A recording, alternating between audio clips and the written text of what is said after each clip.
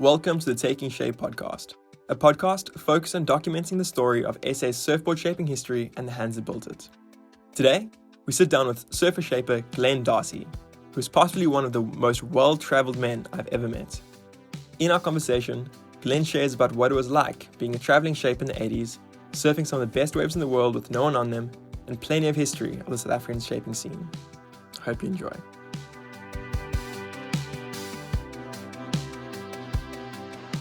Well, Mr. Glen Darcy, it's good to meet you. Nice to meet you too. It's good to have you on the podcast. Thank you very much. It's great to be here at your guest house at Supers, overlooking the beautiful Supers, a legendary wave, world-renowned. Absolutely. I mean, the waves have been cooking since last week. We had excellent waves. Yeah, I've been hearing a lot of friends from JB saying that they've had some really good waves recently. Last Tuesday was exceptionally good, yeah. Really? Yeah. Does it feel like it's the start of the season? Oh, absolutely. Always after Easter, we tend to have that cold weather that comes through, and then the waves start. So yeah, it was a bit of a lean summer. We had a few waves during the summer. It wasn't exceptionally good though, but there were waves. But I mean, from last week, it's been pretty good since last week. That's cool. And like looking at your guest house here, obviously on Supers, I can imagine during the JB Open, this place is packed. Well, we're quite fortunate. We actually rent the whole place out and we go away. Cool, cool. Because the circus, I mean, it's pretty manic. Obviously, they put up the containers, the judging stands, and obviously spectator stands and all that here. So we don't really have a view from here. Yeah. Of course. They block the whole view off. Of course. So yeah, we rent it out for 11, 12 days, and we kind of go away. That's our annual holiday. So anytime we can get any time off. Where do you like to go? Oh, last year we went down into the Karoo and to Elam, to the southernmost wine estate on the African continent near Bredasdorp. Cool. And then we went into the mountains and outside Montague, and then we go to the hot springs near Ronnie's sex shop in the Karoo. Beautiful area, beautiful area. Yeah. I used to do a lot of rock climbing, so my family and I'd go to Montague fairly often. Okay. Well, Mr. Glen Darcy, it's a great first question for the interview or the podcast. Who are you and what do you do? Well, my name is Glen Darcy. I used to make surfboards for 53 years. I started in 1968. Wow. And I kind of worked my way through the surfing industry, and then obviously got a bit burnt out, to be honest with you. Okay. And then obviously bought this place and refurbished it. I spent 6 months working here, refurbishing, helping, knocking all the windows and doors out of here, and rebuilt this place in 2019. Sounds like fun, ripping things out of walls, using sledgehammers and those kind of things. Beating things down, and filling up skips with rubble to take away, Great stress reliever. Yeah. And tell me, when you wake up in the morning, how do you take your coffee? I don't have coffee. I'm a tea man first thing in the morning. Yeah, I'm a tea man. And then what kind of tea do you drink? I drink Earl Grey tea. Cool. And then invariably after I have breakfast in the morning, I have a short, strong coffee, and that's me. That's the only coffee I ever have, Really? One cup for the whole day? Yeah, that's me, Wow. But I drink other tea during the day, okay. Obviously at lunchtime. What's your reasoning for not drinking coffee? I've never really been a big coffee drinker, to be honest with you. Not like other people, they wake up and they've got to have that coffee, that's me in the mornings. Kickstart them for the day. Wow, very cool. Okay. Well, to jump right into the kind of more surfboard history side of this podcast, when did you start surfing? I started surfing in the December of '67. 1967. Wow. Yeah, I was at school at Pietermaritzburg. I was a boarder. My parents moved in '65 to Warner Beach, and we were from Pietermaritzburg originally. So they kept us at boarding school. I went to Alexandra High. Cool. And at the end of '67, when I finished, I said to my mother, "I'm not going back. I want to surf." And she was a bit disappointed because obviously all our cricket coaches and whatever said, he's got a great future and whatever. I said, no, I want to go surfing. So surfing kind of took over my life in '67, '68. What is your first exposure to surfing? Yeah, in '67. And how did you start? Surfing a little belly board. In those days, were literally belly boards. They were fiberglass, so they weren't foamies like you have today. Yeah. You used to lie down on them, and then the guys used to kneel, and then eventually used to stand up on them. So. Wow.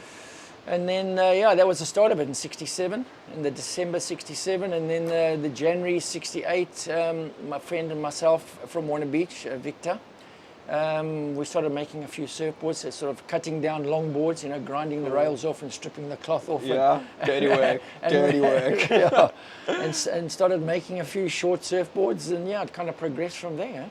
Wow. I was speaking to Des, and he was saying that his first board he shaped was also a longboard that he stole off the beach, him and a friend. So it sounds like what most guys kind of started off back in the day. Well, I mean, there weren't too many foam suppliers. I mean, a new surfboard was like 69 Rand for a new surfboard in those days. 69 Rand. Can't even buy a block of wax for that anymore.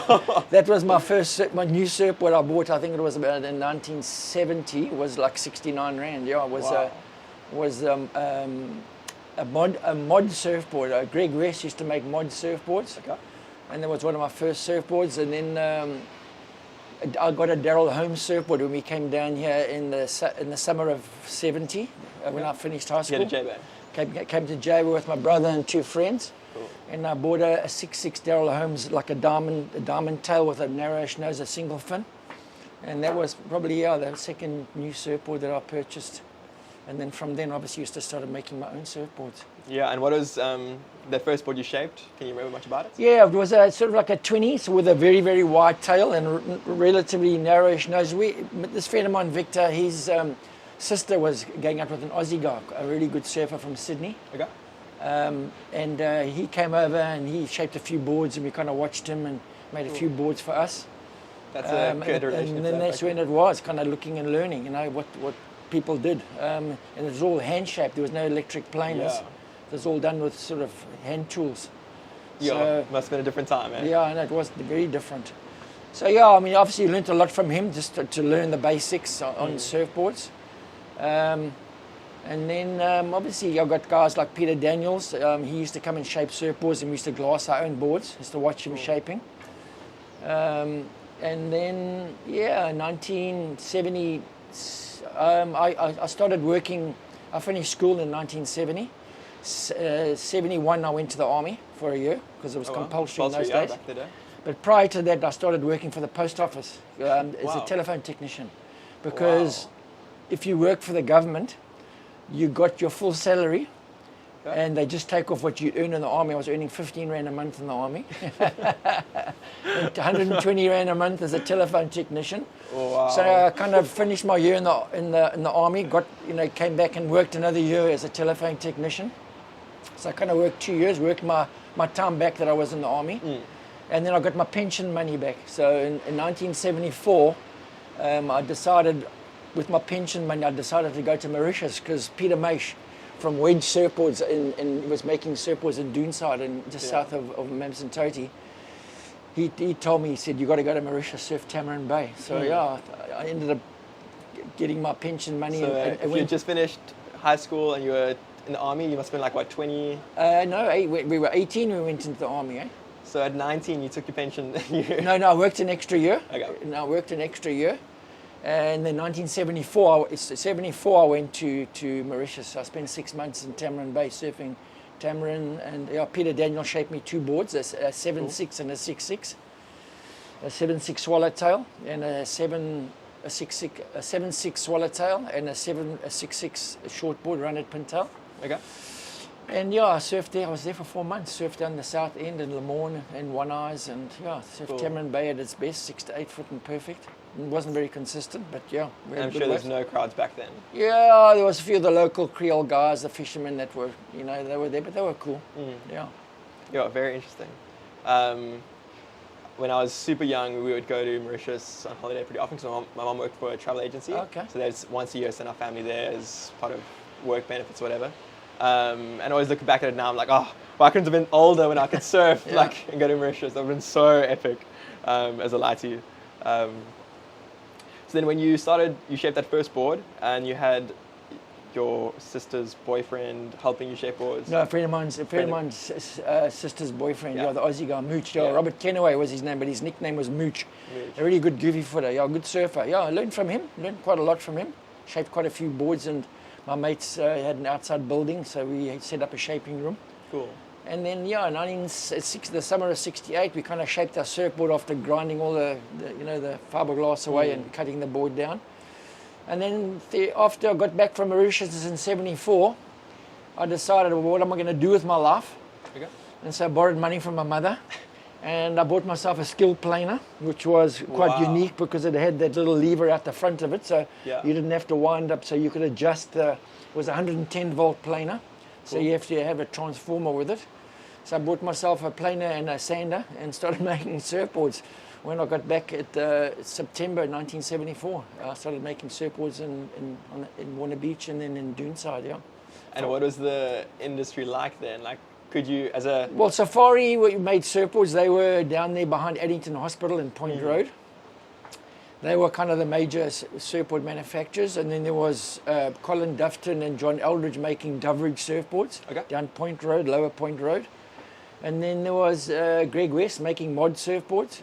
And Daryl Holmes, so he was an Aussie guy. He was making a few surfboards in Durban as well. So kind of that was it. Then, obviously Spider worked for Safari back in the early days. And that was basically it. And was there enough like clientele for all these guys to have shops? Surfing was growing in the 60s. I mean, we had a lot of travelling Australian surfers that came over. Oh, really? And bought a lot of boards over and sold them. Guys bought them from them. So they were the big travelling surfers in the 60s and the 70s. Okay. So did those guys influence a lot of your designs? Very much so. Yeah, they were a big influence. The Aussies were in the early days. Cool. More so than the Americans. The Americans only started coming in the late. Well, they came here with Endless Summer, Bruce Brown and them. With John Whitmore, they found Endless Summer, but they only started coming here probably in the later on in the 70s. Okay. And when you were you started your shaping shop, before you started filming, you said you travelled quite a bit. From when was that kind of in the? How did you get from like shaping your first board after cutting that longboard down to kind of where you are now? Okay, 74. I came down here in the winter of 74. I met a Brazilian guy. My brother was working with Peter Daniels and Kenny Phelan. They were making Faith surfboards here in 1974. Oh wow, they're still going here? They're not anymore, but they started making Faith surfboards here. PD was a shaper. Kenny was the laminator. My brother was doing the sanding and the polishing. And this Brazilian guy was staying with him at 100 Gama Road, Horacio. He was a laminator for Hiko surfboards in Rio. And he said to me, if you ever want to come to Brazil, he said, we've got to work for you. So in 1977, my wife, then was my girlfriend, we decided to go traveling. And we left here and went to Reunion. Because when I was in Mauritius in 74, I met a good friend of Wayne Lynch's, exceptionally good surfer, give you footer, surfing a keel fin, one of Wayne Lynch's keel fins. And he said to me, if you ever get to Reunion Island, he said, go and surf. There's a left-hander called Saint-Leu. And if you ever get to Europe, in Spain, there's a perfect left-hander called Mundaka. So we kind of left here in the December of 77, spent 6 weeks in Reunion, surfed every day in the camps. We camped there. And then went to London, Barbados, British Guiana, Suriname, crossed the Amazon jungle to Belém, and then 66 hours on a bus to Rio de Janeiro. Wow. So that was in 77, and then this was the start of my major shaping career. Prior to that I worked for Michael Ginsberg, I think in 1974-75, making natural curve surfboards. In Durban. I did a stint before leaving for going to Brazil. And how many boards were you doing back then? We were doing about probably 8 to 10 boards a week back then. That's still quite a lot of boards. Yeah, Ginsey was pretty busy, 8 to 10 boards a week. And then I did a stint shaping for Peter Maish after I came back from Mauritius. I shaped some surfboards for him one summer. I did about 30 or 40 surfboards for him, wedge surfboards. He was a really good craftsman, exceptionally good craftsman, very meticulous. Obviously did a lot of resin pin lines and all that kind of stuff, and used to make really sort of multicolored fins, hand foiled them, and then he had this African guy, Isaac, that he taught, who was a pretty good craftsman. Cool. And then went to Brazil in 77, spent 6 months in Brazil, shaped 600 surfboards in That is Brazil. a ridiculous number. No, we were doing 25 to 30 surfboards a week. I mean, Rico was the biggest surfboard manufacturer. We were shipping surfboards all over Brazil to up north, up to Salvador Bahia, Recife, and down south. I mean, he was blitzing. I mean, he was huge. I'm assuming you weren't the only guy.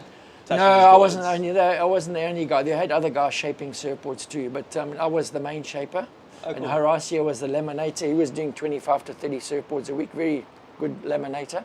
We ended up in Hawaii. He's living in Hawaii now. Okay. So yeah, and then went back probably for 10 years after that and shaped surfboards for Paula Isa at Squala Surfboards in St. Paula. Like going like once a year? I used to go once a year, yeah. Okay. Came down here. I went back after Brazil. I went and started doing my own free-flowing surfboards, living in the Doonside and Mamsentoti. Okay. And then in the January, I ended up going to go and work for Thompson Surfboards in Prince Alfred Street in Durban. Mm-hmm. Bruce Jackson was a shaper, and he wanted to go on the tour and go to Japan and that. So there was a gap for a shaper there. So I ended up working with Graham Smith. He was doing the laminating. Very cool. And John Eldridge was there initially doing the sanding from Doveridge Surfboards, and then another guy, Jimmy Boyd, took over, and Jimmy ended up doing the sanding. Cool. So then I worked there for 2 years. And then came down here in the March of 1980. You moved down here? No, I hadn't. We came down with my wife. My son Chad was born. He was born in the beginning of, in the middle of March. Okay. We came down to the end of March, and met up with Dave Lippy. Dave Lipschitz, yeah. And Lippy was he was making Levine surfboards at the old fish factory down there at Kitchen Windows.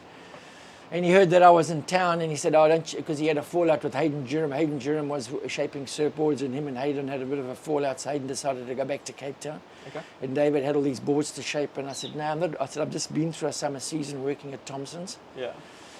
And so I said, "No." And then the wind came onshore, and there wasn't much to do. So I said, "Okay, I'll come and shape some surfboards for you." And then he said, "Don't you want to come and make surfboards live down in J Bay?" And I thought, well, geez, great, I'd love to do that. So my wife and I decided, but I said, we're not going to make Levine surfboards. I said, Larry's going to come back, because Larry went to Australia to go and promote his movie, because Larry was into photography, and he shot quite a lot of footage of here, and wanted to go and promote a movie in Australia. So he ended up going there. I came down here. And I said, "No, well, let's start a new label." So David had come back. He was in the November, December. He was in Hawaii. Okay. And met up with the guys, Tim and Ron Condon, who shot that Sea Flight movie. Okay. And Sea Flight was the name of the inter-island ferry that went in between the islands. So, So we ended up making Sea Flight. I said, "Dave, well, let's make Sea Flight surfboards." So we started making Sea Flight surfboards in 1980. That's cool. April 1980. Wow. So it kind of sounds like the lifestyle of a surfboard shaper from like your generation was you kind of shape for whoever needed shapers around the world. Yes, very much so. Well, the Aussies they travelled a lot, so they would go to Europe. They'd go and shape it. Well, obviously, Hossegor became Aussiegor. Because a lot of Aussies ended up in France. In the summer season, there was always a lot of work there. I mean, the only person making surfboards it was Barlond. Barlond made surfboards in Bayonne. And when I after Brazil, I ended up going and surfing in France and went to Mundaka. Had unbelievable waves in Mundaka. And met up with a guy from Puka Surfboards. He's there, Inigo's making Geronimo surfboards. Okay. And he said to me, "Don't I want to shape some surfboards for him?" So I said, "Yeah, I'd love to." So I ended up shaping like 30 or 40 boards for him around the corner in a place called Laredo, around the corner from Mundaka. I went back into France and shaped a few surfboards in France in 77. I came back here prior to going to Thompson's. Ended up doing some work in France and Spain. Wow. And for you, when you're kind of in that period of like traveling a lot for shaping stuff, was that quite fulfilling for you? Oh yeah, I enjoyed it. I mean, of course it was. I mean, it was a good income for me, and I was learning a lot. Because obviously the more surfboards, everything was handcrafted. There was no computerized shaping machine, so there was a lot of donkey work. So we used to have a big planer to take the excess foam off, and then just use the skill planer to turn the rails and that, because it was easy to adjust with a little lever in the front rather than have to turn it, and So it was very fulfilling. I mean, obviously I made a good living out of it. You traveled with your wife? We came back in 77. She got pregnant, so we got married in the December 77. And then 78 worked at Thompson's, and then 1980 came down here. Cool. Chad was 2 years old when we moved down here. And after all that traveling, can you think of which was your favorite spot to live in and surf in and shape in? Well, I'll tell you what, if Brazil had good waves like J-Bay, I would have moved there long ago. Oh, really? Brazil, I love Brazil. They have a great zest for life. The food's fantastic. It is good, eh? Yeah, I just said they didn't have good waves like J-Bay. So, yeah, I mean, I went down south and surfed Praia Silveira and, you know, and Ubatuba and those places. I surfed Ubatuba up, you know, between Rio and São Paulo. But, you know, so mainly beach break waves and whatever, and they were fun, but nothing like warm water. Yeah, not surfing like point breaks like here, you know. So, yeah, I enjoyed that. I mean, I loved Mundaka. Mundaka had epic waves there. I took Mickey Dora there, he'd never been there. Oh, yeah? Yeah, he was living in Gittery in his camper van. And I was surfing one day with him, and this huge swell came through. Must have been 15, 18-foot swell that came through. And this American guy that was there, he said, come, we're going to Mundaka. Because I'd heard about it, and he said, come, let's go. Jumped into the combi that we bought in England, and headed down to Mundaka, and we arrived. Used to drive next to the river, and as we came over this rise, we saw these perfect 6 to 8 foot waves just peeling off down the sandbar. There were 6 of us out there. The Spanish guys never surfed when it got over 4 or 5 foot. And we surfed unbelievable 6 to 8 foot waves. And what kind of boards were you surfing back then? Thrusters, surfing thrusters, yeah. Surfing thrusters back then. I made a lot of twin fins and single fins in Brazil in the late 70s, but yeah, we ended up doing thrusters, surfing thrusters. In the 1978, 80s. Obviously, at Thompson's we made a variety. We used to make Larry Bertelman, MR surfboards, Burns surfboards, Thompson surfboards. We had about 5 or 6 different labels we were making. And a lot of them were single fins, and then obviously 20s, and the thrusters came in the early 80s, in the early part of the 80s. What was it like? Because if you had so much international exposure, and I think a lot of the international guys back then were a bit more advanced than South Africa. What is that like going to Brazil, seeing something new and fancy, and then bringing it back here? And like, what is that evolution of technology like? That was a great learning time for all of us in the 80s, the latter part of the 70s and the 80s, you know. Obviously, Simon Anderson introduced the 3 fins in the early 80s. Yeah. So, yeah, things really changed. And obviously, then we got a lot of Americans that came over here. And then, obviously, they brought a lot of their influence over here. And things kind of moved pretty quickly in the 80s, eh? Yeah. Things changed a lot. Because guys going from... I mean, they went from like 9 foot, 10 foot boards down to 6 foot. Yeah, 6 foot 2s, 6'6s, and then I mean, obviously we used to surf 7 foot. Well, when I first came down here in '74 after the army, I got Errol Hickman. He made me a 7'4" single fin, which I surfed here in '74. I was here for 3 weeks. In '72, had epic waves, like 3 weeks of 6 to 8 foot waves. Cool. That's when I first met Bunker Spreckles here in 1972, as a youngster, 19-year-old, surfing a 5'2" fish, taking off at supers and just blitzing all the way down the waves. Yeah, I mean, he was pretty dynamic. Yeah. Yeah. And what is it like? What is it like surfing J-Bay back then? Because I mean, it's a world-class wave. So imagine a lot of guys are traveling. That's when we got a lot of the American surfers started coming through. After the end of summer, and then a lot of the Americans started coming through in the late 70s, early 80s. And then did they bring all different kinds of boards? And stuff? They did.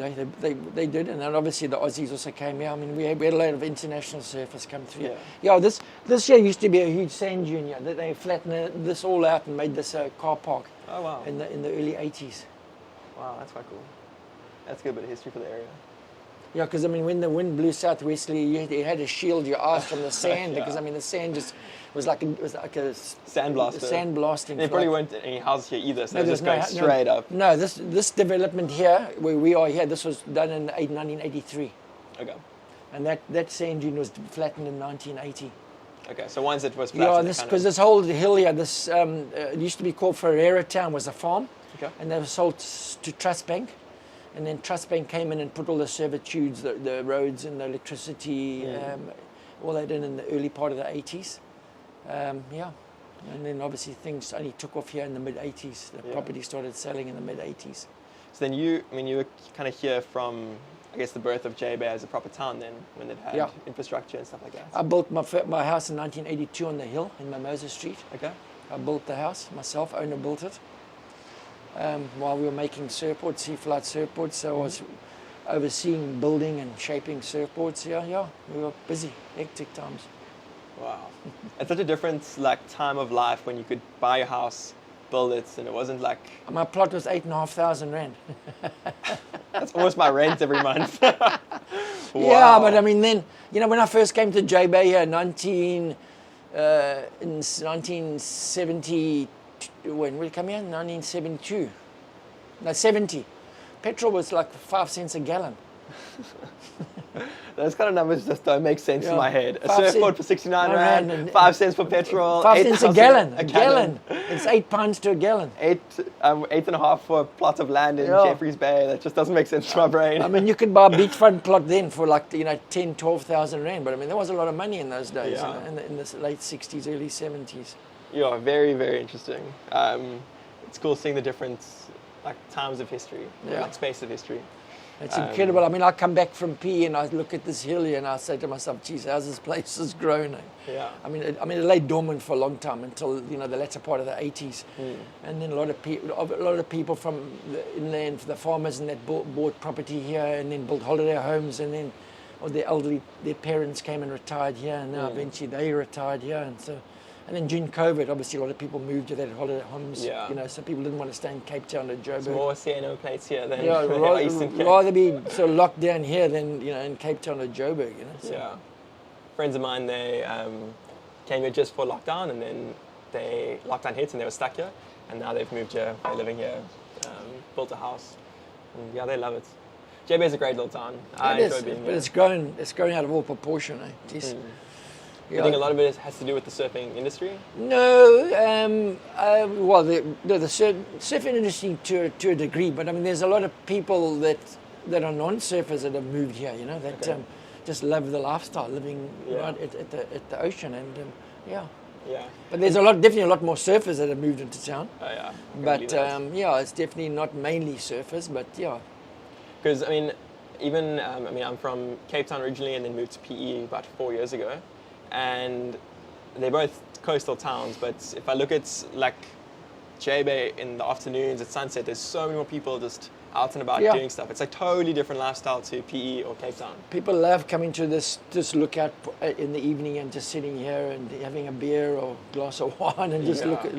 Because invariably we get dolphins that come through every evening or early morning. Get about between 50 and 100 dolphins that come through here. So it's quite amazing. Yeah, it really is amazing incredible. Little town. Yeah, I love it here. My wife and I sat on the beach watching the sunset the other day, and we were just marveling. This place is beautiful. It feels untouched, but it's still, because it doesn't feel like the city's on the beach. Yeah. It's there still feels like there's some wildlife and nature to it. Well, I mean, that's proof there that we have quite a bit of wildlife here. Yeah, you're saying you've got all those animals that the critters that live in the green belt here. Feed them. Yeah. I imported a computerized shaping machine about 16 years ago from a guy in Brazil. Cool. That used to be an ear, nose and throat specialist. But his passion was electronics. Okay. And he designed a 3-axis shaping machine, which... Was he the first guy who designed it? He was one of the first guys. Ballond in France was probably the first guy to have a computerized shaping machine that I know of. Interesting. And then Luciano... I met him in São Paulo, and I ended up importing a machine from him. He came over here and installed it. Wow. But I was a bit before my time. I think I was about 4 or 5 years. If I had it now, because there's about 5 or 6, 7 machines in South Africa at the moment, computerized shaping machines. Yeah. But I was a little bit before my time. But Eric Arakawa from Hawaii, he ended up buying one from Luciano. And I kind of got quite friendly with him. He's actually a really good shaper, Eric Arakawa. I've heard a lot about him. I like his boards. I like the look of his boards. And then I had a mate of mine from Australia, from Phillip Island. He came over here periodically used to come over here for 4 months every year. Also a really good shaper I used to make full circle surfboards. Okay. So he ended up working with us in the factory here. in Jeffreys Bay. And it was actually nice to have those guys around. Eric Arakawas, and then I came back from Hawaii in '82, and I brought back the Local Motion label, and we started making Local Motion surfboards in our factory here. Cool. And then Blue Hawaii at Glen Darcy, we kind of started making that brand in about 1985, 86. Were you still in the factory at that point? Yeah, still that same factory with David had bailed out and gone to Cape Town. He started Surf Centre in Cape Town, and then Kenny Freeland and myself were making. He was making Faith surfboards. I was making Sea Flight, and we were both making a lot of windsurfers in those days. So we called our business was called Surf and Sail. Surf and Sail. So yeah, we did a lot of windsurfers and still making a lot of surfboards. He was making the Faith surfboards, and I was doing the Sea Flight surfboards. And then we did Blue Hawaii. And David and I did the Local Motions. Probably after '82, I bought the label back from Hawaii in '82. Yeah. Cool. And did you often have other shapers in your factory with you guys? Yeah, we did. We had Nev Harmon from Australia. Okay. Nev came over and shaped a few boards for us. We had a guy, Nigel Perro. He ended up taking over my job at Thompson's in Durban. And he worked there for a year. Then he came down and spent some time down here. And he ended up shaping quite a few boards for us. Yeah, we used to do 15 to 20 boards a week and ship most of them to Cape Town. Really? Yeah, because there weren't a lot of shapers in Cape Town in the early 80s. There was Glen Rowe making surfboards. There was Titch Paul making some boards. My first board I had was a Titch Paul. Peter Wright, he used to make a few Southwind surfboards. There weren't very many other guys making them. John Whitmore made a few surfboards, and Johnny Parpin. Johnny was mainly into windsurfers more than he made a few surfboards, but mainly into windsurfers. So there weren't a lot of, and then obviously David opened up the surf centre, and then we used to send about 15 boards a week. That's crazy. And we used to make a lot of knee boards. I mean, in the early 80s, we made probably 5 knee boards a week. Send them down to Cape Town, to Bobby Rousseau and Steve Cruikshank and Carl Ebel, and there was a lot of guys kneeboarding in Cape Town. Kneeboarding was big. They had their own little circuit and they had their competition, so it was quite weird. I also, growing up, I'd see kneeboarders and be like, that's weird and nerdy and like just stand up kind of thing. And then I started just learning about surfing and stuff. You learn about George Carino and all those guys who were like pushing the limits on kneeboards and how fast they would go and the lines they would take, and I'd also kind of developed surfing as we do it now. Yeah. I've got a bit more respect for kneeboarders now. Still, I'm yet to try one myself, but stand up and be counted. Yeah. But it was quite weird that we made quite a few kneeboards in the early days. But and then it kind of waned, dropped off quite a bit. But now I see there's quite a few more guys back kneeboarding. So and the old school is still there. Yeah. And tell me, like, as you kind of settled in J-Bay, how has the J-Bay surfing scene shifted over the past 30 years or so? 40 years? Well, obviously there's a lot more youngsters that have come through the ranks. Obviously us older guys like Des, he's got his son Stephen making surfboards, and you've got Tace Rebel. Tace used to work for me. He used to make surfboards for me, shape with me. He went on his own, made surfboards. There's obviously Remy, he's a really good goofy footer. When the waves get 6 to 8 foot, he's out there ripping. Yeah, he rips. Yeah, he does, eh? I love watching the clips he posts on Instagram. Yeah. Steven surfs well too. Steve surfs longboards exceptionally well. But there's a lot of little youngsters coming through the ranks there. But if you think about it, compared to anywhere else in the world, there's still not a lot of surfers here. If there was anywhere else in the world, you'd have like 200 guys in the water here. Yeah, I remember interviewing Des, and he was saying that he thought J-Bay would be more crowded than it is now. Yeah, I thought there'd be more surfers. When J-Bay gets crowded in the winter time, there's like 75, 80 guys in the water. If that was California, you'd have 300 guys in the water. Oh yeah, I can believe it. And Australia. I've seen photos of... So it's still relatively uncrowded, which is a good thing. So we don't want to say too much. Yeah. Keep it quiet, keep it there. We actually don't know where we are right now. We're filming in the middle of nowhere. And when you get in the water, what's it like for you? No, I catch my waves and the guys respect me, and it's not a problem. I know everybody down at the point there, a lot of old all the old geezers in the early 70s that are down there surfing. So yeah, we kind of know one another, and a lot of the young kids kind of respect us. That's not a problem. Yeah, that's cool. That's good to know. Yeah, that's good to know.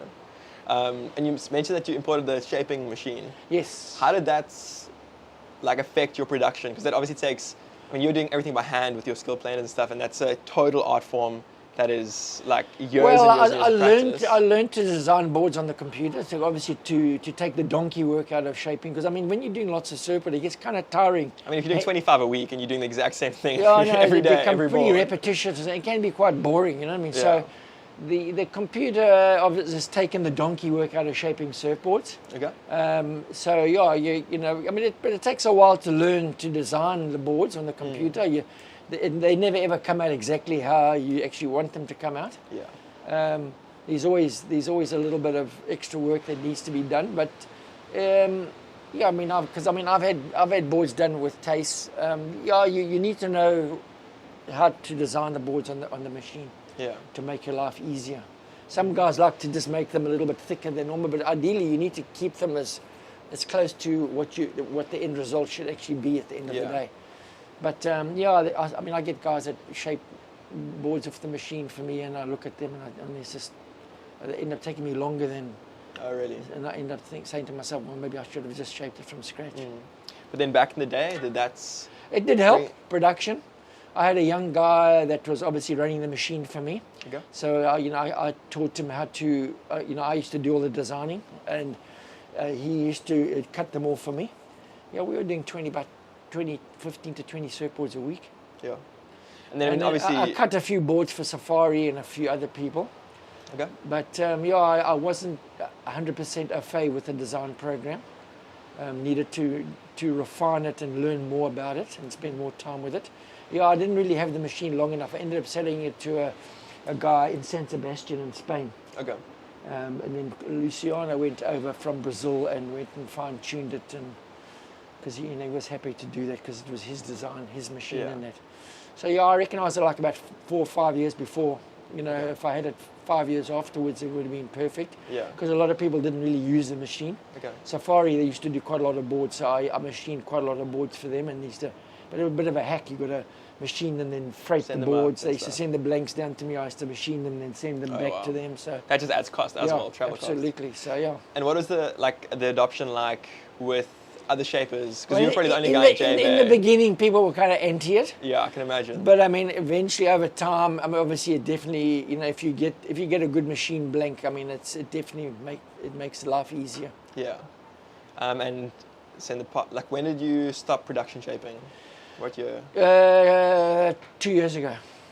Okay, recently. Yeah. And 2021. 2021. Yeah. And were you still hand shaping then, or were you? I used to get them rough machine because I did a lot of longboards. Okay.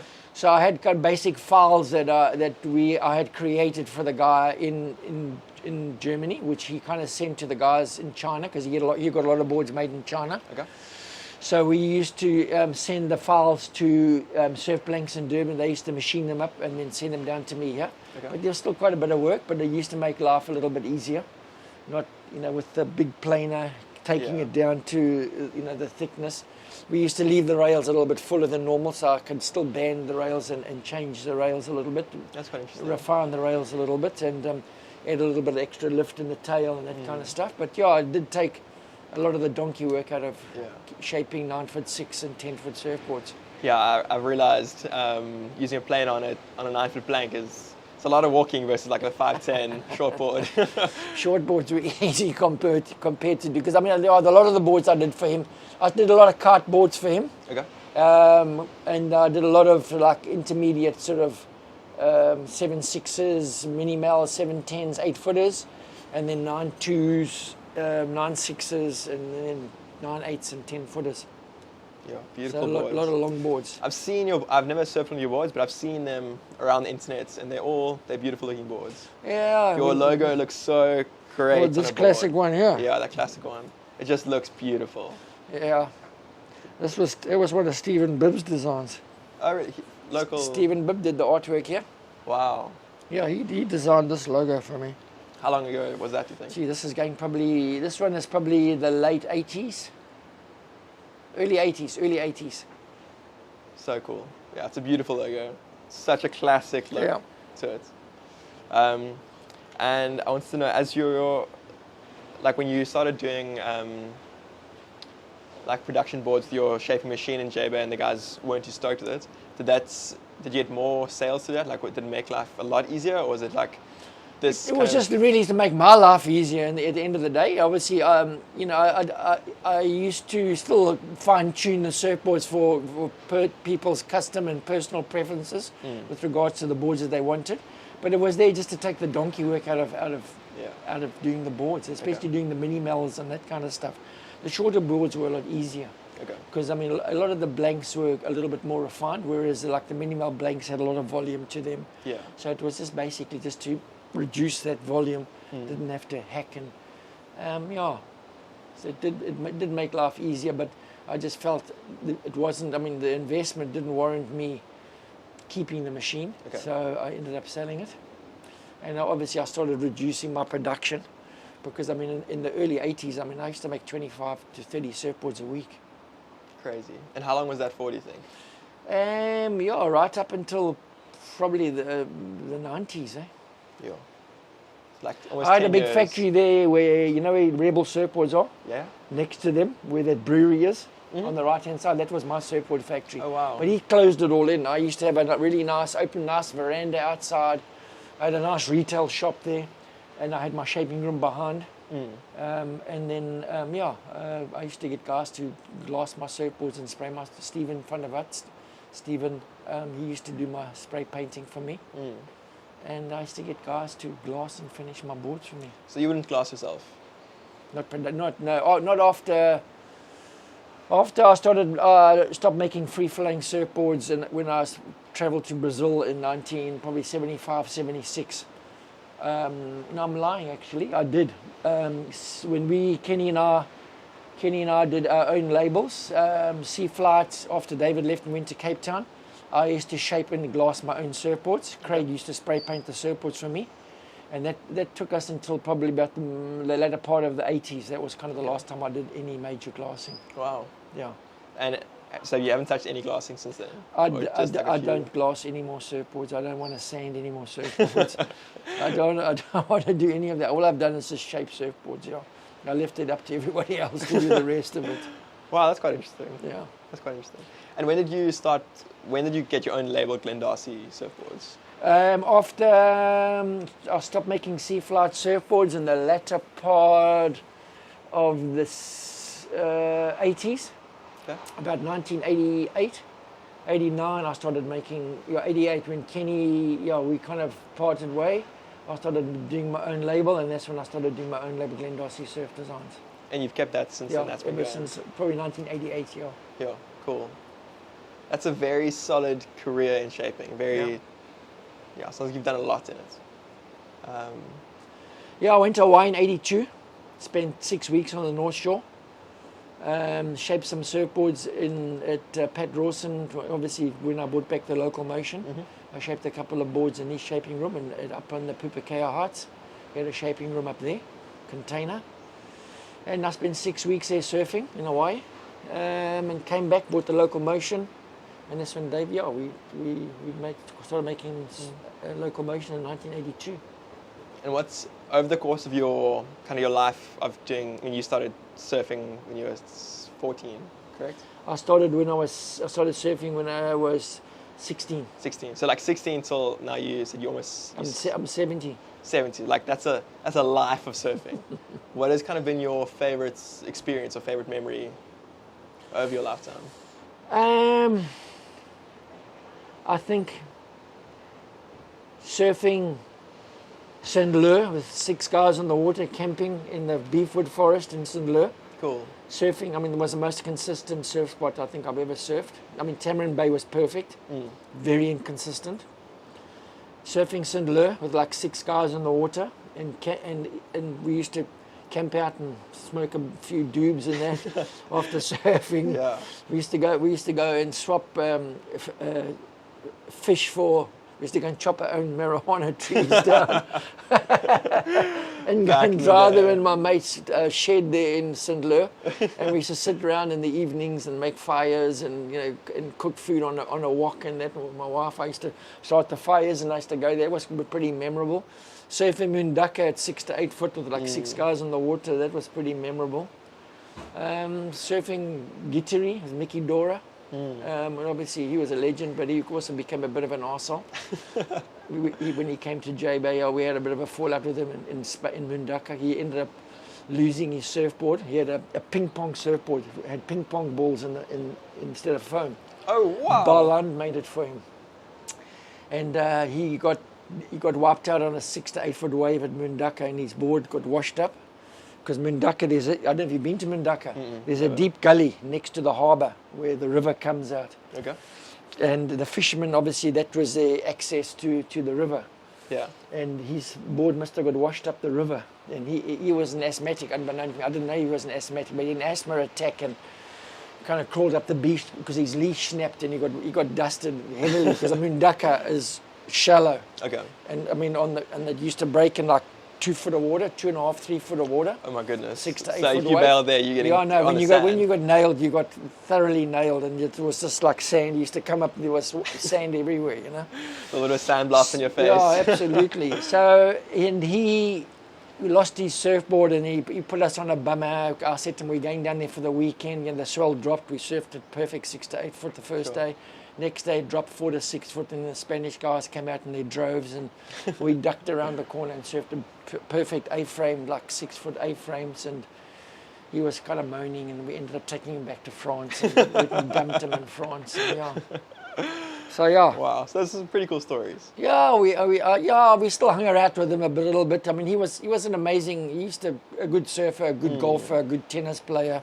I Just mean, an he was athlete. kind of privileged. He came from a wealthy family. His father was the wine supplier to the Rothschilds and all those people in America. Wow. And Big money there. Yeah. Interesting story. In the 70s, he put a surfing contest together in Malibu. Okay. And the guys had to pay $50 entrance fee. In those days, $50 was $50, that's a lot of money. That is a lot of And money. he was going to have a buoy at point A and a point B. And the person that took off, and they were going to stop watch him, the guy that surfed it the fastest was going to win the contest. Wow. So you had all these guys like Mark Purpose and all these top surfers in America entered this contest. And the day of the contest came, there was no contest. Mickey Dora disappeared. He took all the money and ran. No ways. And he ended up going to New Zealand. And he replied in the surfing magazine, because I mean, we used to buy all the surfing magazines. It was And there was a everywhere. little article he wrote from a corner in the Globe, and said, I was there, I surfed so fast, I took the money and ran. Yeah, that would not fly these days. Eh?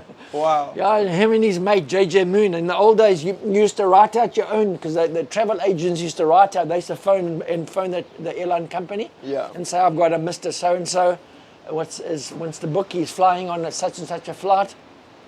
And they used to write out like a duplicate copy. Yeah. And then they used to take the one, and then you used to have the other copy, So JJ Moon gave Mickey Dora a stack, and he used to write his own airline tickets and travel around the world. Crazy. Yeah, scam artists. And Yeah. The If 60s, you're going to be a pro the surfer 60s and the back then. 70s were interesting times. It's like the Wild West out Yeah, there. absolutely. And then kind of just to wrap up this interview, what would you like to say to surfers, shapers, anyone from the younger generation? What do you want to say to what's them? quite interesting, I mean, I've been making surfboards since 1968, 69, 68, 69. And we're still using the same materials that we used from that time. High density polyurethane foam, polyester resin. The only things that have changed is the introduction of epoxy resins. Okay, we had epoxy in those days, but we never made epoxy surf. A few guys did. They wanted to experiment with styrofoam. But I mean, these firewires, these are all epoxy boards. Listen, as far as I'm concerned, obviously there's been a lot of refinement in surfboards. Obviously going from the single fins to the short single fins. Obviously a lot of refinement, and the boards are a lot more maneuverable and quicker in that. But theoretically, we're still using the same materials from the 60s. Yeah.